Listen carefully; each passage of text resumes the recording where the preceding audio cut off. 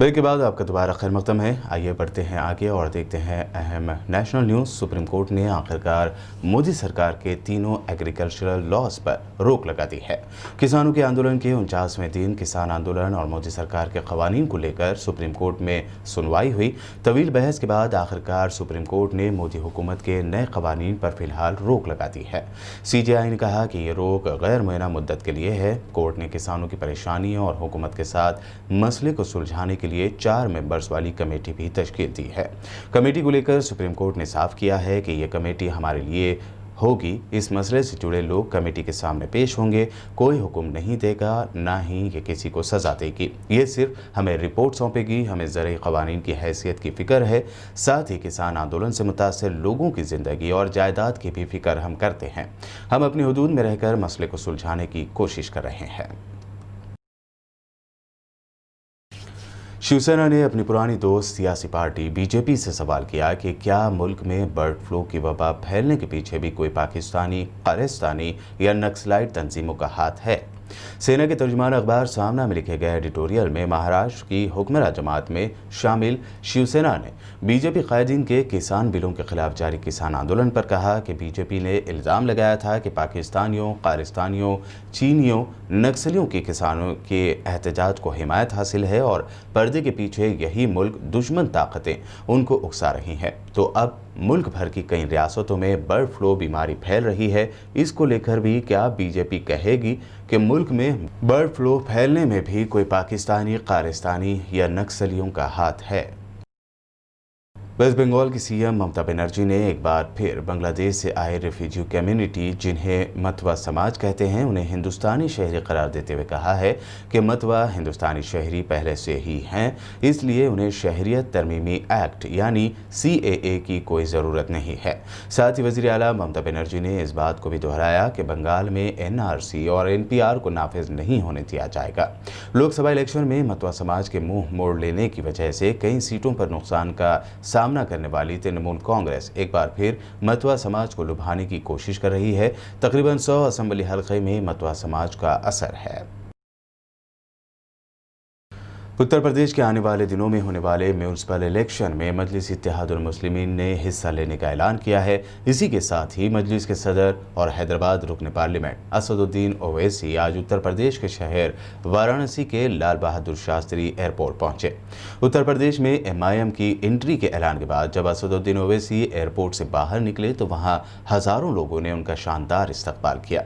चारों तरफ कई मिनटों तक असदुद्दीन ओवैसी की हिमायत में नारे गूंज रहे थे।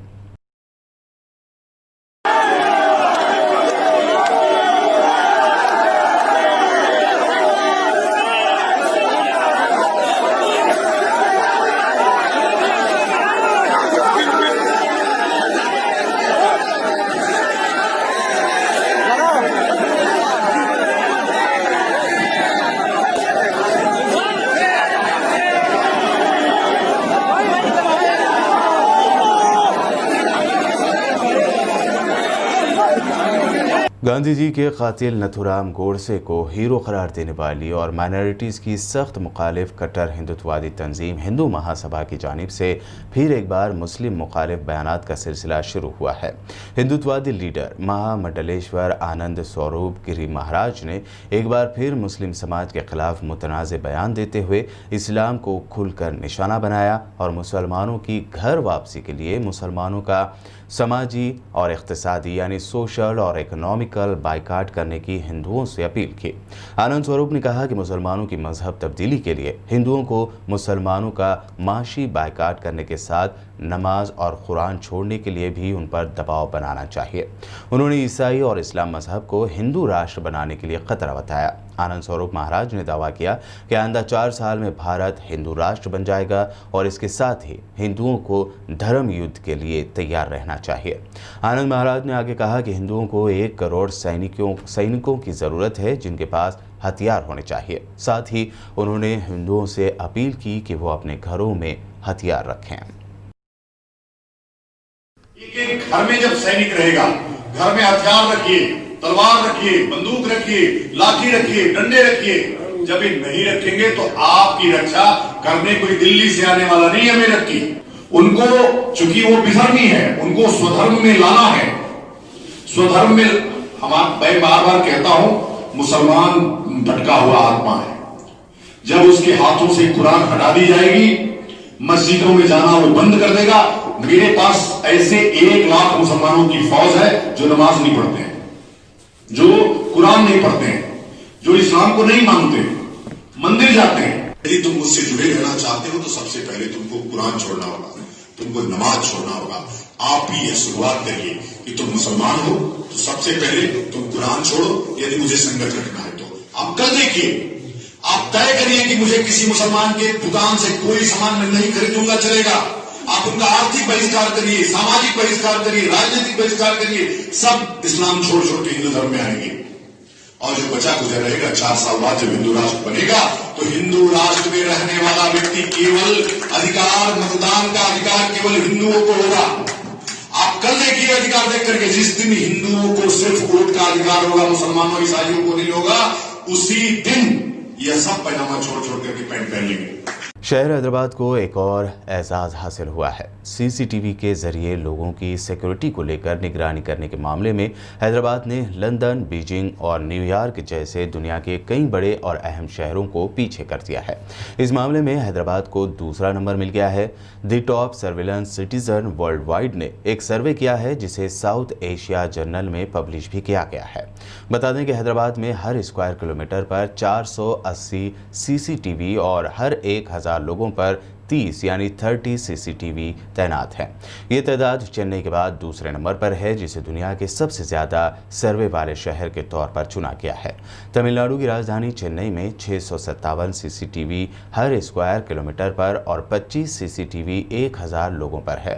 खास बात है कि मीडिया से बात करते हुए हैदराबाद के पुलिस कमिश्नर अंजनी कुमार ने भी इससे पहले दावा किया था कि शहर में सीसीटीवी कैमरे लगाने से क्राइम में कमी आई है।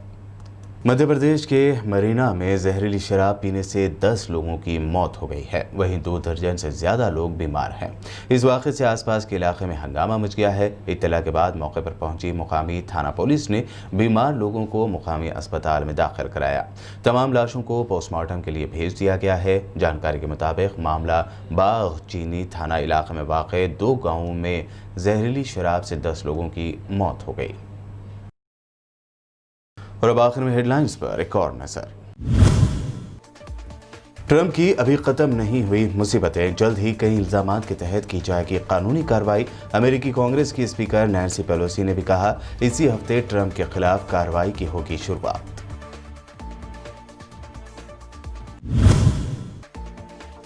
यमन के हौसी बागियों को टेररिस्ट करार देगा अमेरिका। माइक पोम्पियो ने दे दिया इशारा। ईरान नवाज हौसी मलेशिया को फंडिंग करने वाले हुए परेशान।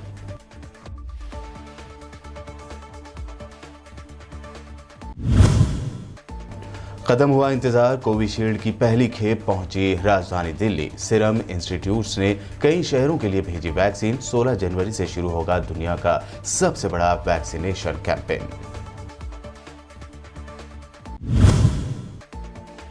सरहद पर Indian army high alert mode में। आर्मी चीफ नरवाने का एतराफ, चाइना और पाकिस्तान मिलकर भारत के लिए पैदा कर सकते हैं बड़ा खतरा।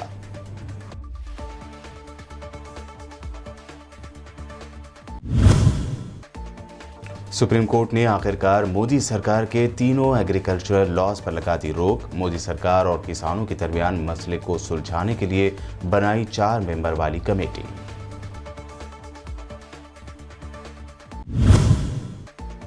और हिंदुत्ववादी लीडर आनंद स्वरूप ने उगला जहर, मुसलमानों के बायकाट की हिंदुओं से की अपील। साथ ही कहा, मुसलमानों को हिंदू बनाना है तो कुरान और नमाज पढ़ने से रोक दो। हिंदुओं को घरों में हथियार रखने की दी सलाह।